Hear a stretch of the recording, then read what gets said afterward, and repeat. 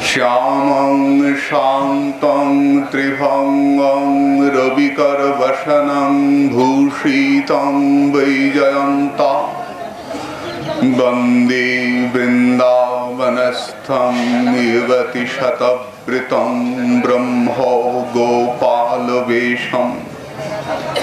हे कृष्ण करुणा सिंधु दीनबन्धो जगत्पते गोपेश गोपिकान्त राधाकान्त नमस्तुते।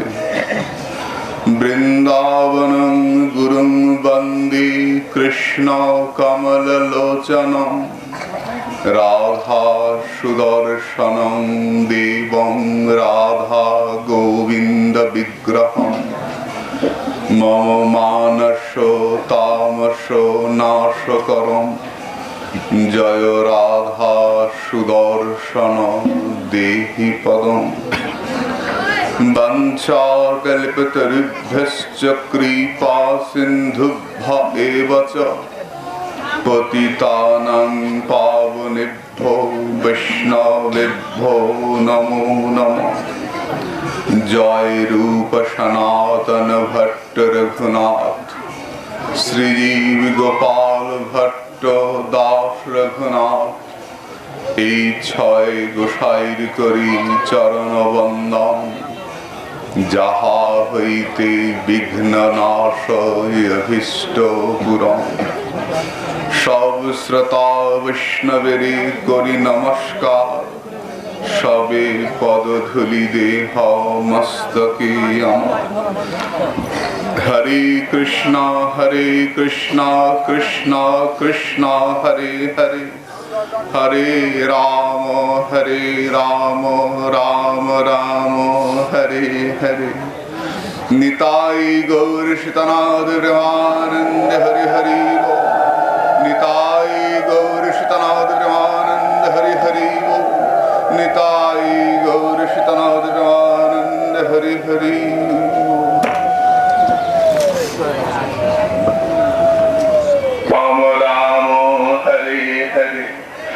निताई गौर शितनाद ब्रह्मानंद हरि हरि बोल।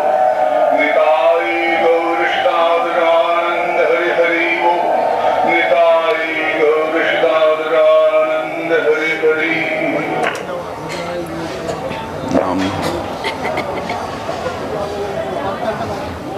हरे कृष्ण परिणाम गौर। हरे कृष्ण कृष्ण कृष्ण हरे हरे हरे राम राम राम हरे हरे हरे कृष्ण कृष्ण कृष्ण हरे हरे हरे राम राम राम हरे हरे हरे कृष्ण कृष्ण कृष्ण हरे हरे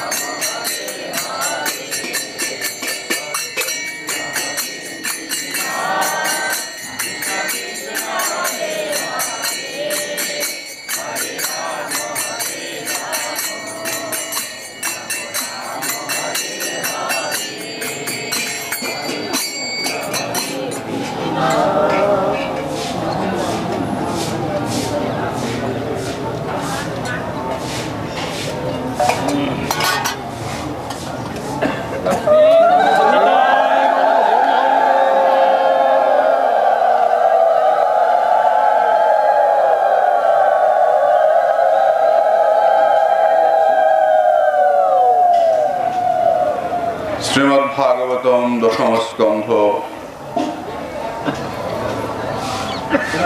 সত্যং ন চেদ্ধাতরিদং নিজং ভবেৎ বিজ্ঞানম অজ্ঞানভিদাপমার্জনম গুণ প্রকাশৈর অনুমীয়তে ভবান প্রকাশতে যস্য চ যেন বা গুণঃ। হে বিধাতা, হে ভগবান, তোমার এই শুদ্ধ সত্যময় দেহ যদি আবির্ভূত না হতো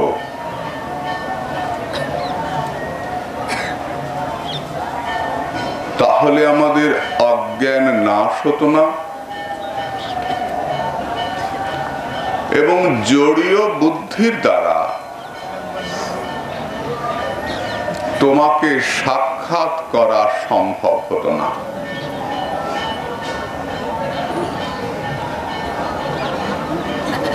হে ভগবান, তুমি যদি আমাদের সামনে না আসতে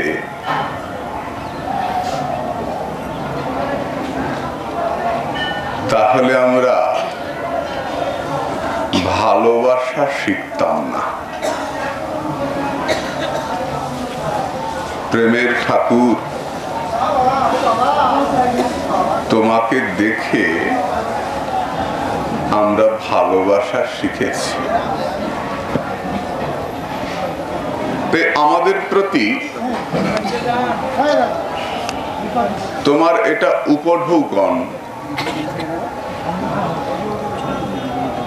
তুমি উপহার দিতে এসছো তোমার এই দেহটা বিশুদ্ধ সত্য, যা তোমাকে ধারণ করে রেখেছে। প্রশ্ন করলেন, যিনি অত বড় ভগবান, সর্বজগৎ ব্যপ্ত, তাকে একটা ছোট্ট মূর্তির মধ্যে ভাবনা করাটা কি তাকে ছোট করা নয়? অত বড় ভগবান, ঈশাবাস্যমিদং সর্বং যৎকিঞ্চ জগত্তাং জগৎ, যিনি জগৎ ব্যপ্ত, তুই জগতে যেখানে যাও তার আগে পৌঁছতে পারবে না।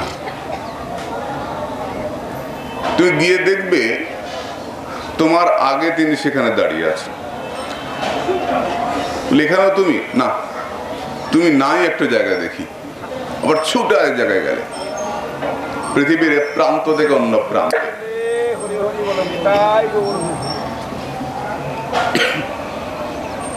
পৃথিবীর অন্য প্রান্তে গিয়ে দেখবে প্রভু আমার বাঁশি হাতে সেখানেও দাঁড়িয়ে আছে। তিনি সর্বত্র বিরাজিত। আছো অনলে অনিলে চিরনভ নীলে, ভূধরে সলিলে গহনে, আছো বিটপি লতায় জলদের গায়, শশী তারকায় তপনে। তিনি সর্বত্র রয়েছে। সেই ভগবানকে যিনি সর্বত্র বিরাজিত, তাকে ছোট্ট একটা মূর্তির মধ্যে নাড়ু হাতে গোপাল, বাঁশি হাতে কৃষ্ণ, এই তো ওইটুকু ছোট্ট একটা মূর্তির মধ্যে সেই ভগবানকে ভাবনা করলে তাকে কি ছোট করা হয় না?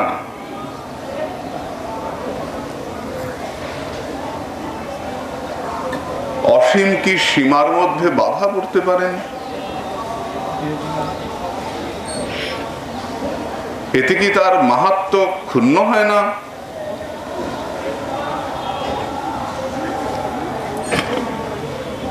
ভাগবত বললেন হয় না। ভগবান বাধা পড়েন কিসের দ্বারা? ভক্তির দ্বারা। ভক্তি মানে এক কথায় ভালোবাসা। বল কি বলছিস? সরলতা। সরলতার দ্বারাই ভক্তি হয়। ভক্তি অর্থে ভালোবাসা। এক কথায় শোনো না, আমি তোমাকে ভালোবাসি।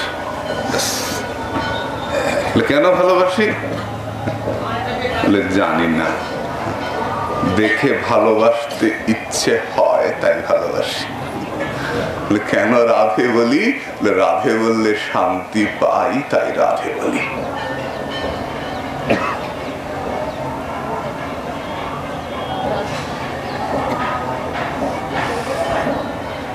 তুমি ভক্তি বর্ষ পুরুষ, ভক্তিরেব নয়তি ভক্তিরেব দর্শয়তি ভক্তিরেব প্রাপয়তি ভক্তিবশ পুরুষ। তুমি ভক্তির বশ, এতে তুমি ছোট হও না, হন না। কারণ ভক্তিটা তার নিজেরই সম্পত্তি, নিজেরই শক্তি। নিজের কাছে যদি কেউ নিজে হেরে যায়, সেটা কি তার লজ্জা হয় গো? লজ্জা হয় না। যে প্রায়শ অজিত জিতোপি অসিত্রৈস্ত্রীলক্ষ্যম, যাকে কেউ জয় করতে পারে না তিনি জিত হন, তিনি পরাজিত হন। কার কাছে? ভক্তের কাছে। কোন ভক্তের কাছে? যে ভক্ত ভক্তির বাঁধনে ভগবানকে বাঁধতে পারে। ভগবান তার কাছে হেরে গিয়ে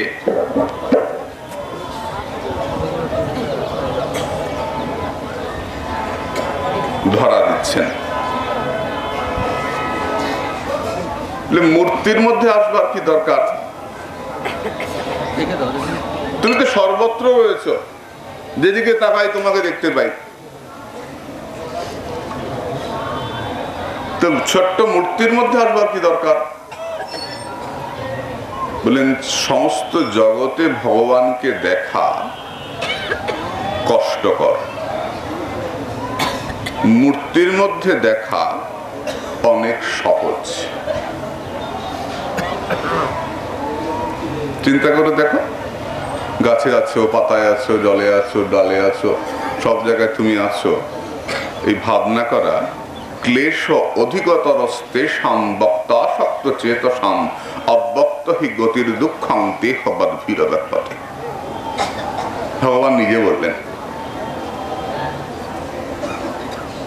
সর্বজগতে তোমাকে দেখলে সেটা পাওয়া যাবে না।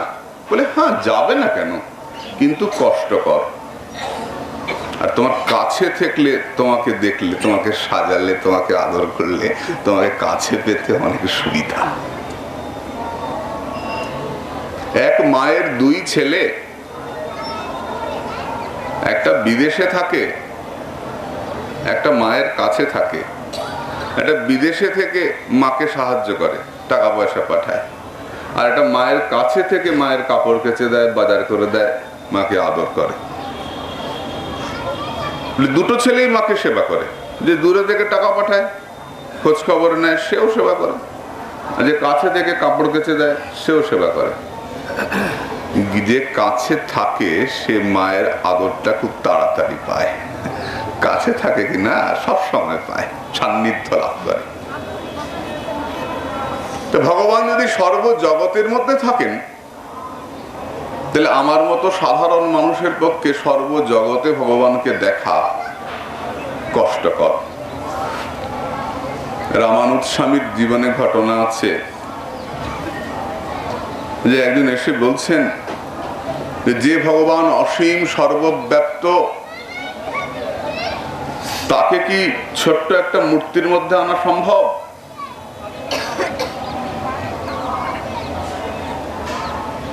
আমার বিশ্বাস হয় না। তো রামানুজ স্বামী বললেন, ঠিক আছে, তোমার উত্তরটা পরে দিচ্ছি। তুমি এক কাজ করো তো, তাড়াতাড়ি একটু আগুন নিয়ে এসো তো, আমার দরকার।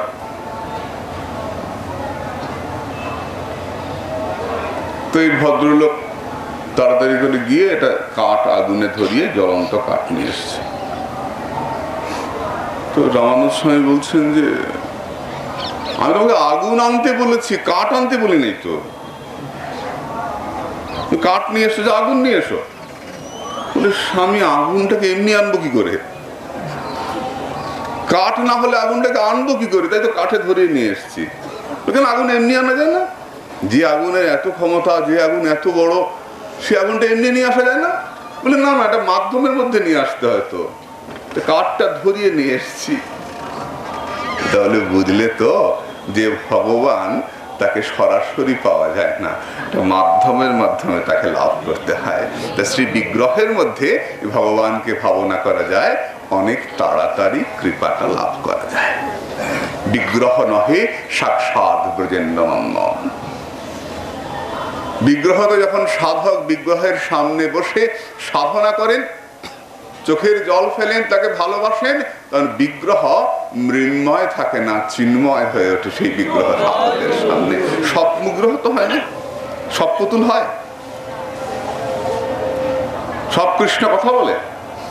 তাহলে দোকানে যে সমস্ত কৃষ্ণ সাজানো থাকে সবাই তো কথা বলবে। বিক্রির জন্য যেগুলো থাকে কত পুতুল, ওই পুতুল সাধকের সামনে সে আর পুতুল থাকে না, পুতুল সাধকের সাধনায় পুতুল চিন্ময় হয়ে ওঠে, সাক্ষাৎ ভগবান ভগবৎ হয়ে ওঠে। সাধকের সাধনায় সেই বিগ্রহ জীবন্ত হয়ে ওঠেন। তার জন্য প্রয়োজন সাধকের সাধনা। সাধক জানে কেমন করে সাধনা করলে, কেমন করে ভালোবাসলে তুমি নাড়ু খাও, কেমন করে ভালোবাসলে তুমি ক্ষীর চুরি করো, কেমন করে ভালোবাসলে তুমি সাক্ষী দিতে যাও, কেমন করে ভালোবাসলে তুমি পিণ্ডদান করো। সাধক জানে। ভগবান পিণ্ড দিতে যায়, দোকানের ঠাকুর যাবে? যাবে না। সাধকের ভগবান যাবে। ভক্তের ভগবান যান পিণ্ড দিতে, ভক্তের ভগবান যান চুরি করতে, ভক্তের ভগবান যান যুদ্ধ করতে, ভক্তের ভগবান কাঁধে করে ঘরে নিয়ে পৌঁছে দেন। ভক্ত জানে ভগবানকে কি করে জাগাতে হয়। দেখবে গরুর যখন বাচ্চা হয়, বাচ্চা হওয়ার পর বাচ্চাটা দাঁড়াতে পারে না, দু তিনবার চেষ্টা করে কয়েকবার দাঁড় করিয়ে দিতে হয়। যে দাঁড় করিয়ে দেওয়া যায়, যেই বাচ্চাটা শক্ত হয়ে দাঁড়াতে পারে, সঙ্গে সঙ্গে দৌড়ে গিয়ে বাটের মধ্যে মুখ লাগায়, আর সময় লাগায়, দেরি করে না। ওকে গরুটার মুখে গিয়ে মুখ লাগায়, পেটে গিয়ে মুখ লাগায় না, বাছুরটা দৌড়ে গিয়ে বাটে মুখ লাগায়। কেন? জানে অন্যখানে খুঁজে লাভ নাই, অমৃত পেতে হলে ওই বাটের মধ্যেই যেতে হবে। তার জীবন দায়ী অমৃত ওই বাটের মধ্যেই আছে। বাছুর অন্যদিকে না গিয়ে সোজা গিয়ে বাটের মধ্যে মুখ লাগায়, খুব করে দুধ খায় আর লেজ নাড়ায়। সাধক জানে ওই ভক্তি পেতে হলে সরাসরি গিয়ে গোবিন্দ পাদবদ্ধে লুটিয়ে পড়তে হবে, অন্যখানে আনন্দ নাই। জগতে অন্যত্র আনন্দ পাওয়া যায় না। যথার্থ আনন্দ পেতে হয় ওই গৌর গোবিন্দ চরণ আশ্রয় করতেই হবে। ওই আশ্রয় করে আর দুহাত তুলে নাচে আর গৌর গৌর বলে। ভক্ত জানে যত আনন্দ সেখানে আছে। তো যেমন শুধুমাত্র ওই গরুর বাট থেকেই দুধ পাওয়া যায়, অন্যত্র দুধ পাওয়া যায় না, তেমনি শুদ্ধা ভক্তি লাভ করতে হলে তোমাকে নিষ্কপট ভাবে গোবিন্দ চরণ আশ্রয় করতেই হবে, অন্য কোথাও পাওয়া যাবে না।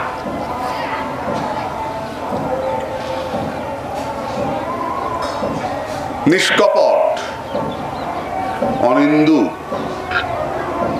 কিছু কিছু শর্ত দিয়েছেন। কেন আমি বুদ্ধির দ্বারা স্থির করতে পারি না? আমার অন্তঃকরণ তো ঠিক আছে। আমরা অনেকে বলি, দেখবে বাংলায় বলে, আমি অত বাইরে বাইরে দেখাই না, আমার ভেতরে ভক্তি আছে। অত দেখাতে হবে কেন? গলায় মালা পরতে হবে, কপালে তিলক করতে হবে, অত দেখাবার কি আছে? আমার মনে মনে ভক্তি আছে, মনে মনে থাকলেই হয়, অত বাইরে দেখাতে হয় না। শোনো, আমাদের এই বুদ্ধিটা জড় বুদ্ধি। এই যে অন্তঃকরণ মনোবুদ্ধির অহংকার চিত্তং করমান্তঃকরণ করমান্তরং সংশয় নিশ্চয় গর্ব স্মরণং বিষয়ানিমে। আমাদের চারটে ভাগ অন্তঃকরণের: মন, বুদ্ধি, অহংকার এবং চিত্ত। কি কি ভাগ? মন, বুদ্ধি, অহংকার, চিত্ত। মন কি করে? সংশয়। মন কাকে বলে?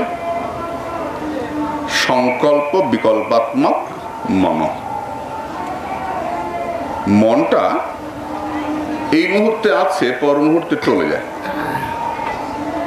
এই মুহূর্তে মনে হলো যে হ্যাঁ, এটা ঠিক আছে, পর মুহূর্তে সংশয় হবে তো। একটা সংকল্প নিয়ে গেলাম, সংকল্প থেকে বিকল্পে চলে গেলাম। মন স্থির হয় না। আর যেই সাধক সংকল্প থেকে বিকল্পে চলে যান, অমনি ভ্রষ্ট হয়ে যান, আটকে যান। কৃষ্ণকে পাওয়ার জন্যে অর্জুনও গিয়েছিলেন, দুর্যোধনও গিয়েছিলেন, তাই তো বাবা? কৃষ্ণ ঘুমোচ্ছেন। কৃষ্ণের তো ভোরবেলা উঠে মঙ্গল আরতি দেখতে হয় না, তাই না? কৃষ্ণ ঘুমোচ্ছেন। তো অর্জুনও গেছেন, কৃষ্ণ হরে কৃষ্ণ, দুর্যোধনও গেছেন। দুর্যোধন বসলেন মাথার কাছে সিংহাসনে, অর্জুন বসলেন পায়ের কাছে। কৃষ্ণ চোখ মেলি অর্জুনকে দেখলেন, জড়িয়ে ধরলেন, বন্ধু কখন এসেছ? দুর্যোধন কি বললেন? বল না, ছিলিস তুই সময়? দুর্যোধন বললেন আগে থেকে বলা ছিল, তুই পায়ের দিকে বসবি আর আমি দেখে ফেলবো। আমি মানি না।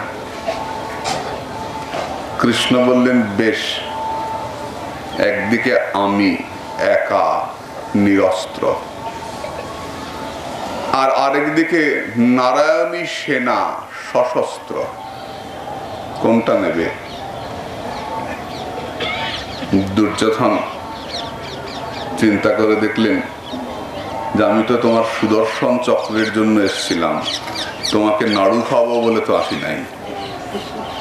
তুমি যখন চক্রই ধরবে না, আর তোমাকে নিয়ে লাভটা কি আমার? আমি নারায়ণী সেনা নেব, তাহলে যুদ্ধে জিতব। যুদ্ধে তো সৈন্য দরকার, তাহলে যুদ্ধে জিতব।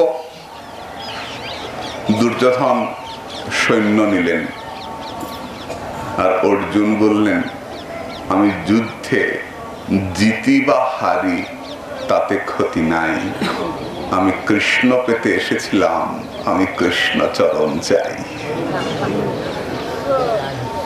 দুর্যোধন সংকল্প থেকে বিকল্পে চলে গেলেন, অর্জুন সংকল্পে স্থির থাকলেন। মরি মরব, গৌর গোবিন্দ নাম যেন মুখ থেকে না যায়। সংকল্প। মন সবসময় করবো করবো না, করবো করবো না করে। সংকল্প বিকল্পাত্মক মন।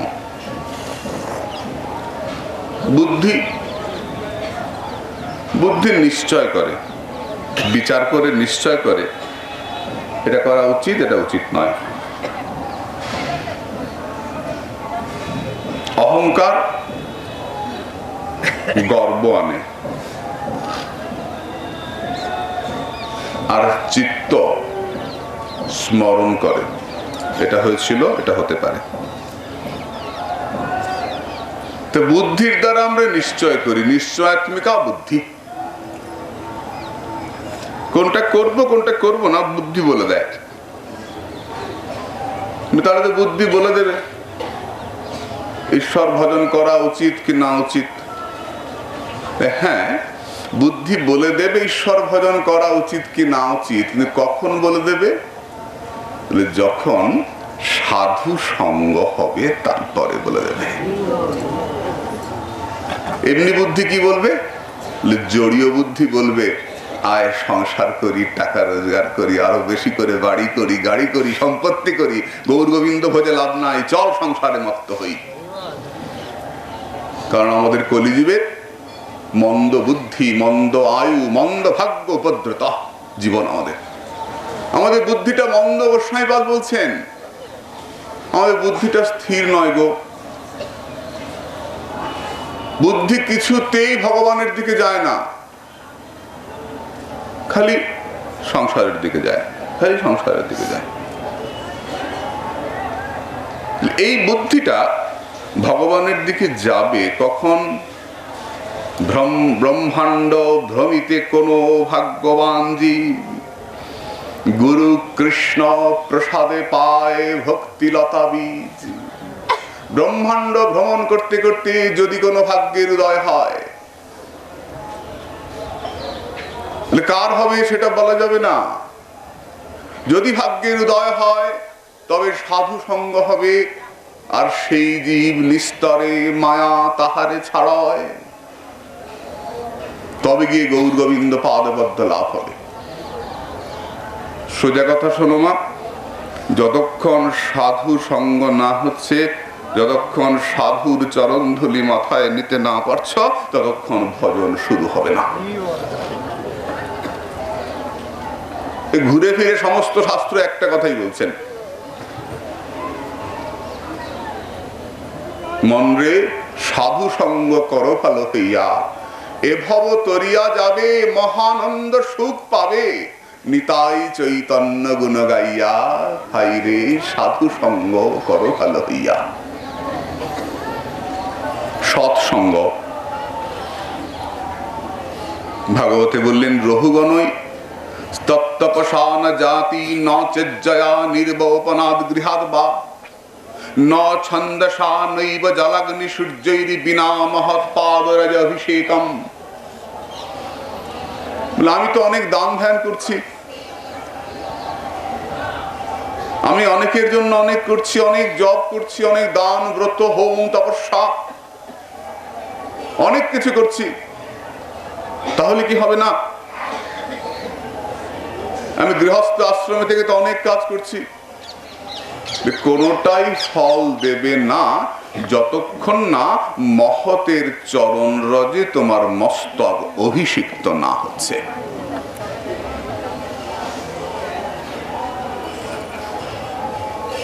ভরত বললেন রাজা রহুগণকে, ভরত রহুগণকে বলছেন, রহুগণ যতক্ষণ মহতের চরণধুলি না পড়ছে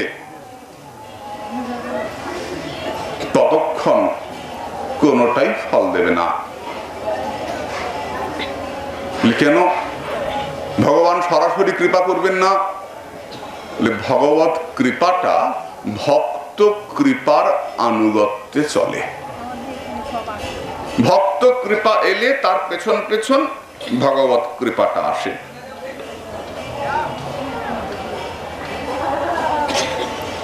যদি তুমি কৃষ্ণ কৃপা লাভ করতে চাও, সর্বপ্রথম ভক্তের চরণধুলি মাথায় নেবে। কৃষ্ণ যদি কৃপা করে কোন ভাগ্যবানে, গুরু অন্তর্যামী রূপে শিখায় আপনে। তোমার মনে শ্রী গুরুদেব প্রেরণা দেবেন, চল রাধা কুণ্ডে চল। কই সবাই তো আসে না।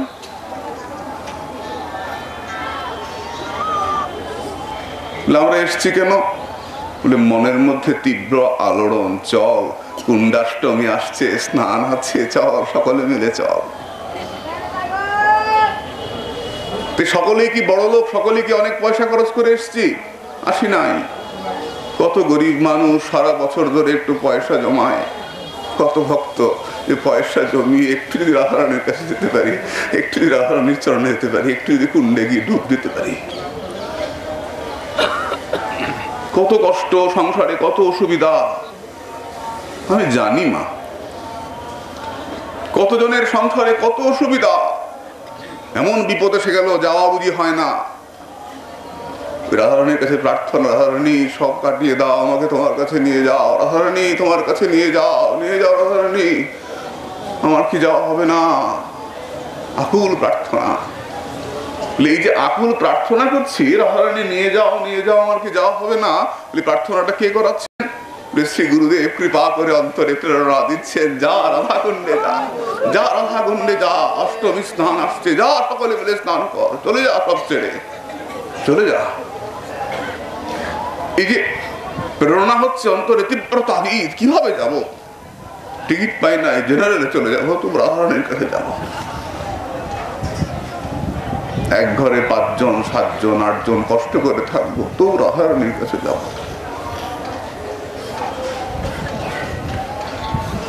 এটাই শ্রী গুরুদেবের প্রেরণা। গুরু অন্তর্যামী রূপে শিখায় আপনে শ্রী গুরুদেব কৃপা করে বলছেন, যাও যাও সেগুন্ডে যাও,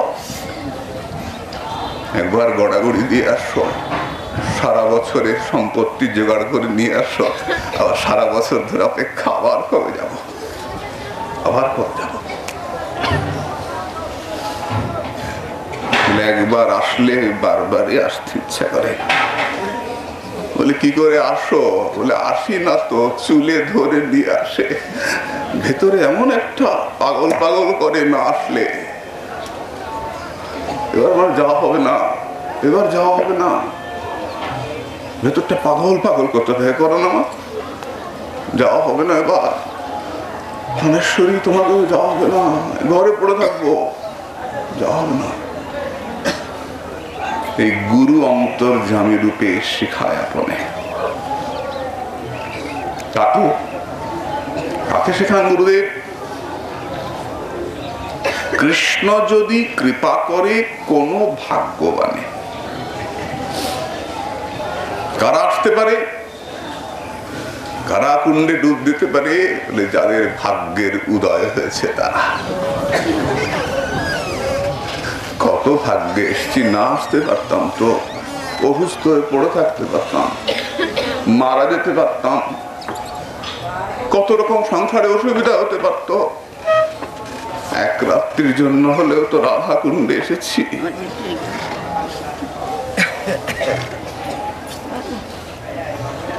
প্রাণেশ্বরীর কৃপা। এখানে গ্রন্থকার বলছেন কৃষ্ণ যদি কৃপা করে কোন ভাগ্যবানে। যদি কথাটা কেন বসালে? কৃষ্ণ কৃপা করবেন, আমরা রাধা কুণ্ডে আসবো, ভজন করব। তো যদি কথাটা কেন বললে? কারণ যদি আশা না হয়, ভজন করা না হয়, তার জন্যই যদি কথাটা বলা হয়েছে, তাহলে বুঝতে হবে কোথাও মহৎ অপরাধ সঞ্চিত হয়ে গেছে। তার জন্য যদি শব্দটা বসানো হয়েছে। কৃষ্ণ কৃপা করবেন যদি। যদি কেন? মহৎ অপরাধ থাকলে, সাধু চরণে ভগবত চরণে অপরাধ জন্মে গেলে তুমি জানবে কৃপা এলেও তুমি ধরতে পারবে না। তার জন্য এই যদি শব্দটা বসানো হয়েছে। সাধু সঙ্গে কথামৃত শুনিয়া বিমলোচিত নাহি ফেল অপরাধ কারণ। ঠাকুর নরোত্তম বললেন যে সাধু সঙ্গে কথা শুনলাম, সবকিছু হলো, কিন্তু অন্তরটা পবিত্র হলো না। সাধু সঙ্গ তো করি, মহতের কাছে তো যাই, কই হলো না তো। নাহি ফেল অপরাধ কারণ। তাহলে বুঝতে হবে কোথাও অপরাধ সঞ্চিত হচ্ছে। অপরাধ কাকে বলে? কাকে বলে অপরাধ? শাস্ত্র বহির্ভূত কাজকে অপরাধ বলেন না, পাপ বলে। শাস্ত্র বিগর্হিত কর্ম পাপ। শাস্ত্র বলিয়াছেন সত্যং বদ ধর্মং চর, সত্যি কথা বলো, ধর্ম আচরণ করো। তুমি মিথ্যা বললে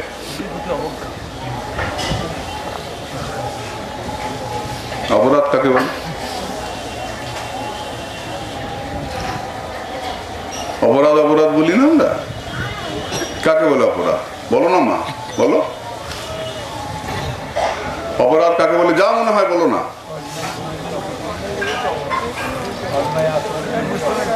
অন্যায় আচরণ করলে পাপ হয়। মিথ্যা কথা বললাম, অন্যায় করলাম, পাপ হলো। বৈষ্ণবের প্রতি করলাম তো বৈষ্ণব অপরাধ হলো। অপরাধ কাকে বলে?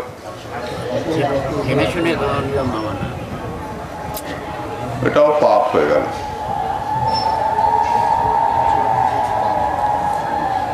অপরাধ কাকে বলে? আমরা তো বলি না, যদি হই অপরাধী তথাপিও তুমি গতি, সত্য সত্য যেন সতীর গতি। যদি করি অপরাধ তথাপিও তুমি নাথ। আমি অপরাধী তবুও তুমি আমার গতি। আমি অপরাধ করি তবেও তুমি আমার নাথ। আমি জানি আমি অপরাধী। শাস্ত্র বিগর্হিত কর্ম পাপ। শাস্ত্র নিষেধ না শোনাটা পাপ। শাস্ত্র বললেন ধর্মং চর সত্যং বদ, সত্যি কথা বলো, ধর্ম আচরণ করো। আমি মিথ্যা বললাম, শাস্ত্র বহির্ভূত কাজ করলাম, অধর্ম করলাম, এটা পাপ। মিথ্যা কথা বলা পাপ। আর এই পাপ যখন বিষ্ণু বৈষ্ণবে গিয়ে লাগে তখন তাকে অপরাধ বলা হয়। পাপ যখন বিষ্ণু বৈষ্ণবে গিয়ে লাগে তখন তাকে অপরাধ বলা হয়। মিথ্যা কথা বললাম পাপ, যদি গুরুদেবের কাছে মিথ্যা কথা বলি অপরাধ হয়ে গেল। চুরি করলাম পাপ, যদি সাধুর ঘরে চুরি করি, ভগবত বিগ্রহের অংশ চুরি করি অপরাধ হয়ে গেল। যদি অপরাধ সঞ্চিত হয়ে যায় তাহলে জানতে হবে ছিন্ডি যায় লতা, তার শুকি যায় পাতা। ভক্তিলতা ছিঁড়ে যায়, ভক্তির পাতা শুকিয়ে যায়, ভক্তিলতা বর্ধিত হয় না। তবে জানি অপরাধ আছে প্রচুর, কৃষ্ণ নাম বীজ তাহে না হয় অঙ্কুর। সাধুর উপদেশ কাজে লাগবে না যদি অপরাধের বীজ অঙ্কুরিত হয়ে যায়।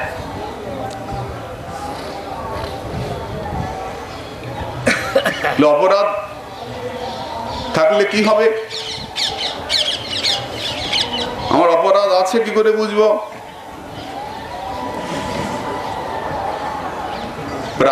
অপ্রাকৃত বস্তুতে প্রাকৃত বোধ, এটা অপরাধের ফল। অপ্রাকৃত বস্তুতে প্রাকৃত বোধ, চিন্ময় বস্তুতে প্রাকৃত বোধ অপরাধের ফল। রাধাকুণ্ড চিন্ময়, সাক্ষাৎ রাধারানী, দেখে মনে হলো এ তো পুকুর। এই পুকুর তো আমাদের বাংলাতেও আছে। যে রাধাকুণ্ডকে পুকুর মনে করলাম, বুঝতে হবে অপরাধী আবৃত চিত্ত।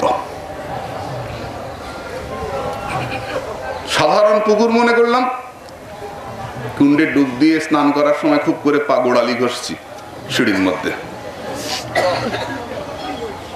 পুকুরে জলের মধ্যে পা ঘষছি তো, রাধারানীর গায়ে ঘষছ, মুখে জল নিয়ে কুলকুচি করে ফুট করে ফেলে দিলাম। রাধারানীর গায়ে ফেললে পাড়ার পুকুর পাও নাই। সাক্ষাৎ রাধারানী আমাদের পাশে রয়েছে। যে একবার স্নান করে সে রাধারানীর সমজাতীয় প্রেম লাভ করে। সে রাধাকুণ্ডকে পাশে পেয়ে তার অবমাননা করছি। কিসের ফল? অপরাধের ফল। চিন্ময় বস্তুতে প্রাকৃত বোধ। নেমে কুদ করে গা ঘষছি, গামছা দিয়ে খুব দলছি। গাত্র মার্জন করবার, গা ঘষবার জন্য রাধা কুণ্ডে নয়, দেশে অনেক পুকুর আছে, যাও।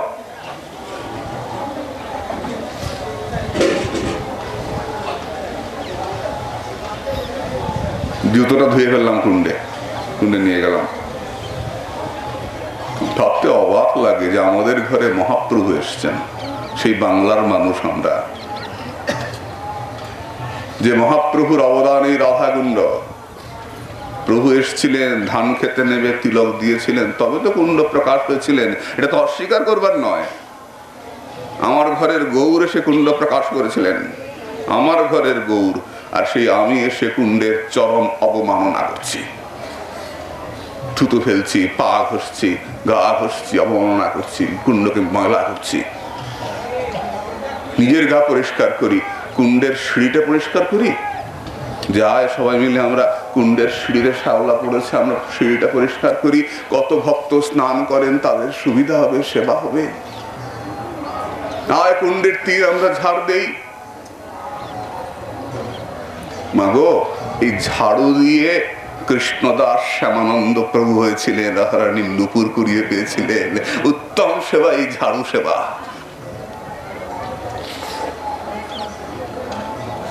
আগামীকাল সকালে আমরা ঝাড়ু সেবা করব। যারা আসবেন সকাল 5:30টার মধ্যে এখানে আসবেন। সকলে আমরা কালকে কুণ্ডের তীর ঝাড় দেবো, জয় রাধে জয় রাধে বলে।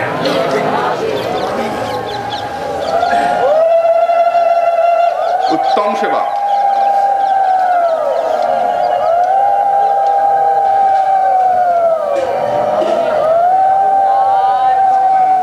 হরে কৃষ্ণ। উলু দিচ্ছ, দাও, ঝাড়ুটা দিতে এসো। উলু দিয়ে ওখানে শেষ। চলো না আমরা সবাই মিলে সেবা করি, শ্রীকুণ্ডের সিঁড়ি পরিষ্কার করি। কত ফুল পড়ে, এমন কিছু খরচ নয় একটা ছাকনি কিনতে। সবাই যদি একটা করে ছাকনি কিনি, কুণ্ড কি ময়লা হতে পারে?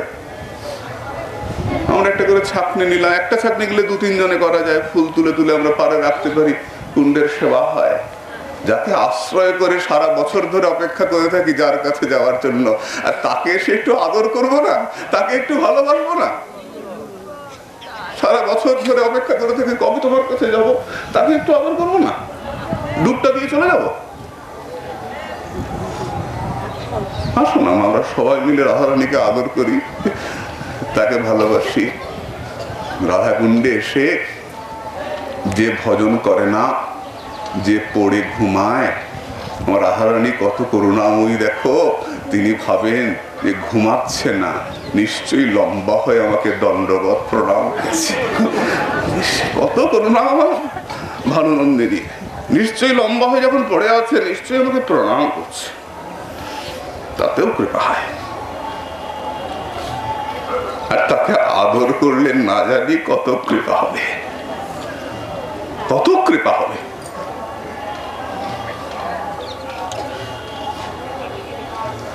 আসো আমরা রাধারানীকে সবাই মিলে আদর করি। আজকে কত ভক্ত স্নান করবেন, কালকে সকালে সব জমে থাকবে। আমরা সবাই মিলে কালকে 5:30 থেকে সকালে পরিষ্কার করব। পাঠ তো 8:30টায়, কাজে আমরা অনেক সময় পাবো। 2 ঘন্টা করে, তারপরে আমরা বাড়ি গিয়ে স্নান করে পাঠে আসতে পারবো। কালকে আমরা সবাই মিলে প্রাণ করে রাধারানীর সেবা করবো। এই লাউটা ফেলে দিলাম জলে, ব্যাস শেষ। লাউটা তুলবে কে? কাপড়টা ছেড়ে ফেলে দিলাম, কাপড়টা তুলবে কে? রাধারানী এই নোংরা কাপড় নিয়ে বসে থাকবে, ছেড়ে দেওয়া কাপড় নিয়ে? তুলবার কেউ নাই, আমরা তুলবো। আমরা যদি রাধা কিঙ্করি হই, রাধা দাসী অভিমান থাকে, আমাদের প্রাণের শরীরকে আমরা সুন্দর করে সাজাবো, সকল মিলে পরিষ্কার। যদি এই বোধ হয় যে সাক্ষাৎ রাধারানী, তাহলে জানবে অপরাধ কমছে। আর যদি বোধ না হয়, শুধু পুকুর মনে করি, জানবে অপরাধ বাড়ছে। তবে জানি অপরাধ আছে প্রচুর, কৃষ্ণ নাম বীজ তাহে না হয় অঙ্কুর। সাধু সঙ্গ করলো লাভ হবে না যদি অপরাধ নিত্য নিত্য সঞ্চিত হতে থাকে। নিরপরাধে নাম লইলে মিলে প্রেমধন। এটা আগে একটা যুক্তি রাখলেন, একটা শর্ত রাখলেন যে নাম তো করছো, নামমালা তো সারাদিন হাতে। গুরুদেব ডাকছেন আয় রে সেবা কর, প্রভু নামে আছি।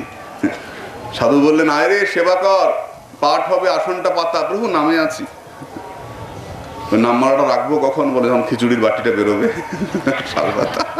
প্রভু হয়ে গেছে, এই তো বারবার তো আপনার আদেশ অমান্য করতে পারি না, এই তো হয়ে গেছে প্রভু, মালাটা রেখে খিচুড়ির ঠোঙাটা ধরলাম। মালা করা যেমন তার সেবা করা, এই দুটো হাতে তার প্রাণ ভরে সেবা করাটাও তাকে সুখী করা। করো হরের মন্দির মার্জনা দিশু। মালা নিলাম আর কপালে তিলক করলাম আর বৈষ্ণব সেবা খেয়ে বেড়ালাম।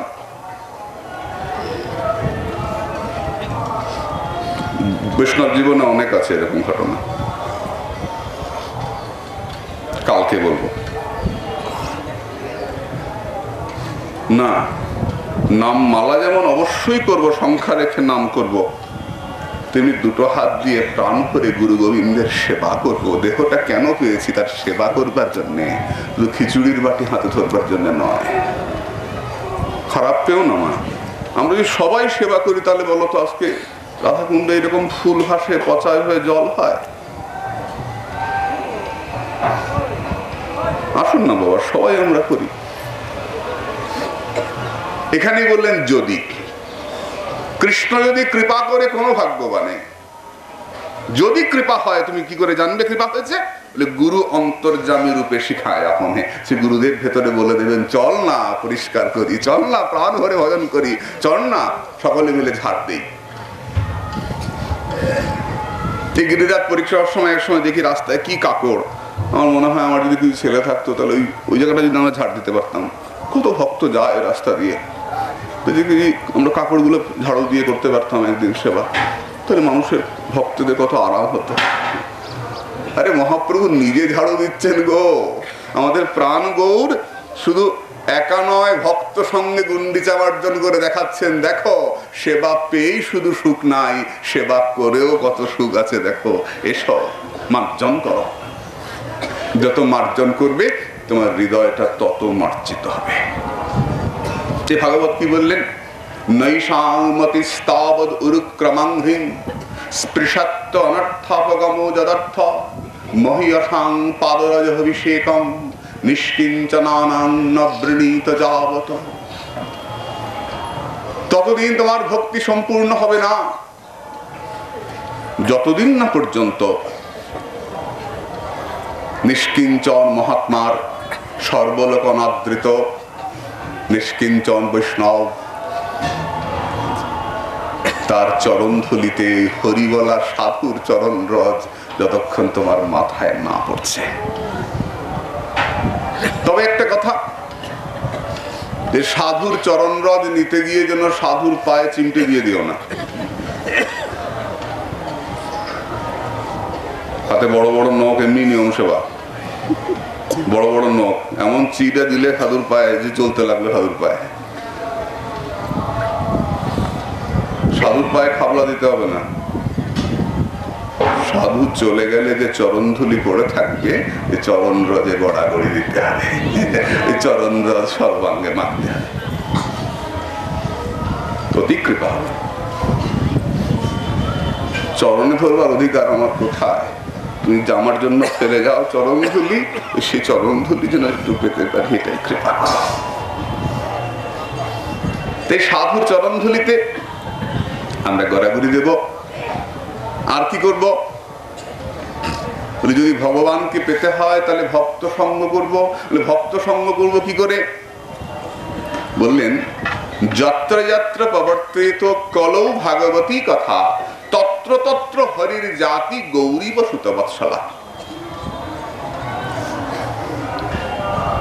সাধুর কাছে গিয়ে অন্য কথা না বলে হরি কথা বলবো। রাধাকুণ্ডে এসে অন্য চর্চা না করে হরি চর্চা করব, হরি কথা বলবো। ভগবানকে তো ধরা যায় না, ধরা যায় কি করে বলো তো? গরু যদি ছেড়ে দেওয়া হয় বাবা, বাধা গরু ছেড়ে দিলে গরু খুব লাফাতে থাকে, ছুটে যায়, ছুটে গরুর পেছন ধরা যায় না। সেই দুরন্ত গরুকে যদি আটকাতে হয় তাহলে কি করতে হয়? গরুর বাছুরটাকে ধরে ফেলতে হয়, তাই না? বাছুরটাকে ধরলে ওই বাছুরের টানে গরুটা ঠিক ফিরে আসে। অসীম ভগবানকে যে সর্বজগতে ছুটে বেড়ান, সেই ভগবানকে তো এমনি ধরা যাবে না। ধরতে হলে কি করতে হবে? ভগবান যে হৃদয়ে বিশ্রাম করেন সেই সাধু গুরু বৈষ্ণবের চরণটাকে চেপে ধরতে হবে। এই সাধুর চরণ ধরলে এই সাধুর হৃদয়ে সদা গোবিন্দ বিশ্রাম, গোবিন্দ কহেন মোর বৈষ্ণব পরাণ, প্রতিজন্মে করিয়া সা চরণের ধুলি, নরোত্তমে কর দয়া আপনার বলি। এই সাধুর চরণ ধরলে সাধুর কৃপাতে গোবিন্দ কৃপা অবশ্যই হবে, তাতে কোনো সন্দেহ নাই। তাই কপিল মুনি মা দেবভূতিকে বলছেন, মাগো যদি ভক্তি পেতে হয় তাহলে সাধুর কাছে যাও। শতাং প্রসঙ্গাত মমবীর্য সংবিদ ভবন্তি হৃৎকর্ণ রসায়না কথা। আমাদের যে ভগবানকে ভজন করা উচিত সেটা শিখবো কোত্থেকে? সাধুর চরণাশ্রয়ে। শতাং প্রসঙ্গাত। কেমন সাধু? নিষ্কিঞ্চন। আমার মুখে যে শুনছো কিচ্ছু লাভ হবে না, মনে রেখো, কিচ্ছু লাভ হবে না। ওই সময়টা কাটছে 1 ঘন্টা, এছাড়া ভক্তি হবে ভেবো না। পরিষ্কার শুনে রাখো, সাধু কেমন হবেন? কার মুখে হরি কথা শুনবো? নিষ্কিঞ্চন। নিজে আচরণ করে জগৎকে বলবেন তোমরা আচরণ করো। নিজে রসগোল্লা খাওয়াবেন, খেয়ে জগৎকে বলেন তোমরা রসগোল্লা খাও রে, দেখো রে রসগোল্লা কত মিষ্টি, তোমরা গৌর ভজ রে, দেখো রে গৌর কত আনন্দে। তাই সদাচার নিষ্ঠ নিষ্কিঞ্চন সাধকের কাছে হরি কথা শুনতে বলে কি দরকার? উনি কেমন তা আমার জানার কি দরকার? উনি হরি কথা বলছেন, আমি শুনবো। বললেন না, যার আচরণ নাই তিনি হরি কথা বলেন, শুনলে কি হবে?